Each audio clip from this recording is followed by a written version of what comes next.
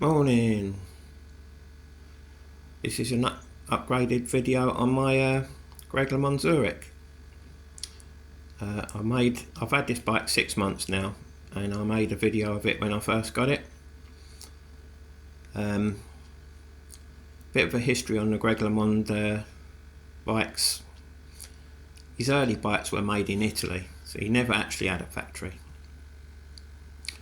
The later ones, like this one, were made in Trek factory.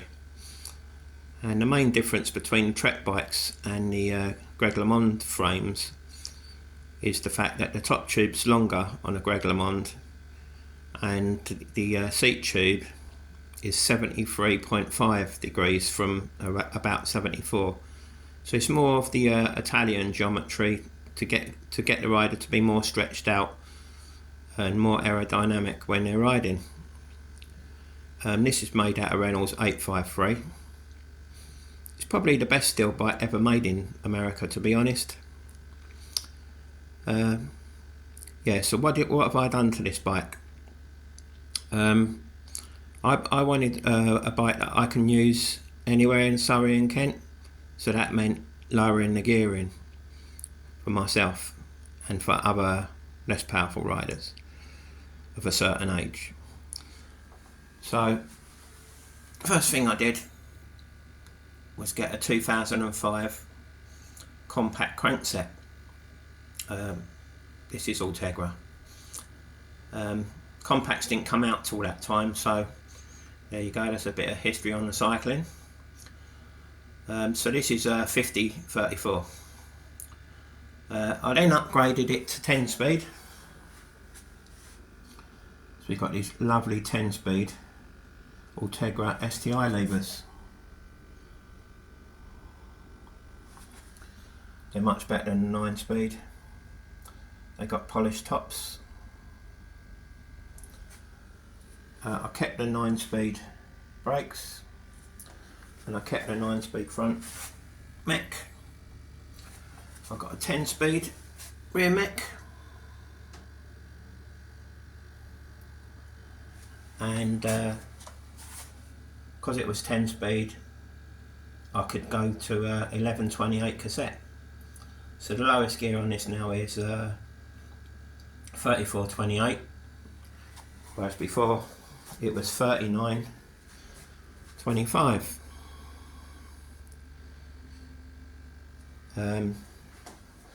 I've also got new wheels, well, eBay wheels,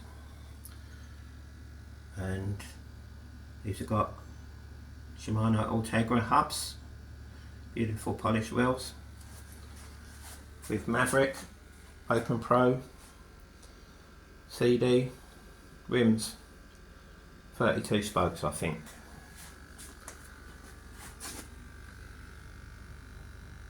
They're a lot lighter than the Tiago ones I had on before. So I reckon it's going to be nearer 9 kilos from 9.5 kilos.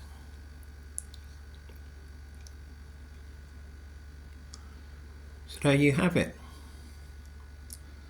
It's a usable classic that I can ride anywhere in Surrey and Kent. I haven't tried it on Leaf Hill yet, but I can easily get up Box Hill on it on a 34 23 I used the other day. So I had 2 gears left on Box Hill. Yeah. So it is a really nice climbing bike, to be honest. Especially out of the saddle. When you get out of the saddle, it's just so comfortable out of the saddle. I've never had a bike so comfortable when I've been riding out the saddle. Anyway, so how much did it cost me? I bought the bike for 500, added a few parts to it at the start, and so the bill for that was 650. The wheels cost me £270, not including the tyres. The STI levers were £75. The crankset was £75. The rear mech was £35. So in total, this bike has cost me £1,100. I've been riding it pretty much all the time for the last 6 months, and I just love this bike. The only drawback is the fact it's white, and it takes a lot of cleaning when I get home. But where would you be able to buy a brand new bike for £1,100 these days that is this kind of quality? I mean, this bike 25 years ago would have been good enough to ride in the Tour de France. So there you have it. My advice to most people would be get yourself a nice steel frame, put more modern parts on it, and you'll have a quality racing bike. So there you go. Greg LeMond, Zurich, 1999.